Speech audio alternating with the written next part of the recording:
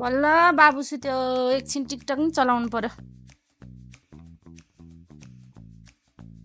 Parents त कहाँ शुक्रबार आउन सक्नुहुन्छ र त्यही कारणले हामीले प्यारेन्ट्स डे शनिबारको दिन राख्दै आएका छौं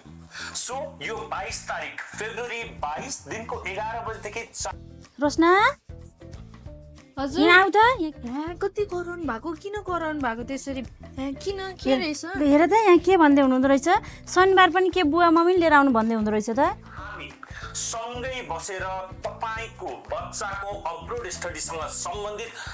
खै के अस्ति क्लासको बारेमा चाहिँ बुझ्न गएको थिएँ नभए एकचोटि फेरि गएर अनि शनिबार के रहेछ भनेर बुझेर आउँछु नि त ल ल एकचोटि राम्रोसँग बुझेर आऊ न ल धेरै हल्ला नगर्नु भाइ ल ल ल ल जाऊ ल जाऊ Excuse me, ma'am. Hello. Hello. Hello, बस न.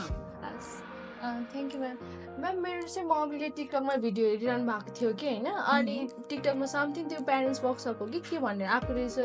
के हो त्यो भनेको चाहिँ खासमा हामीले चाहिँ प्यारेन्ट्सहरूको बिजी स्केड्युललाई चाहिँ विचार गर्दै उहाँहरू बुझ्न आउन भ्याउनुहुन्न नि त त्यसै भएर 1-on-1 काउन्सिलिङ गर्नलाई हामीहरू सबै काउन्सिलरहरू चाहिँ आगामी फागुनको 10 गते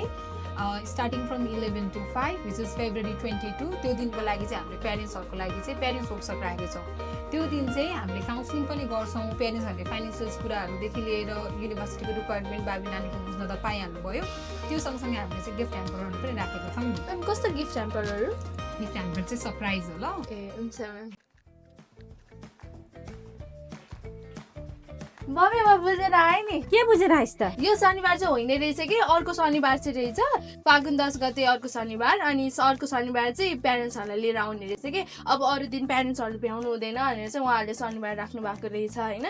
अनि प्यारेन्ट्सहरूलाई लन्चहरू पनि के छ भन्दै हुनुहुन्थ्यो अनि सरप्राइज गिफ्ट पनि छ अरे कि म त कस्तो एक्साइटेड लागेर जाने के सरप्राइज गिफ्ट हुन्छ भनेर अनि प्यारेन्ट्सहरू लग्यो भने त डिस्काउन्ट पनि हुन्छ अरे कि मम्मी ल जानुपर्छ तेरो साथीको मम्मीहरूलाई पनि भन्छु म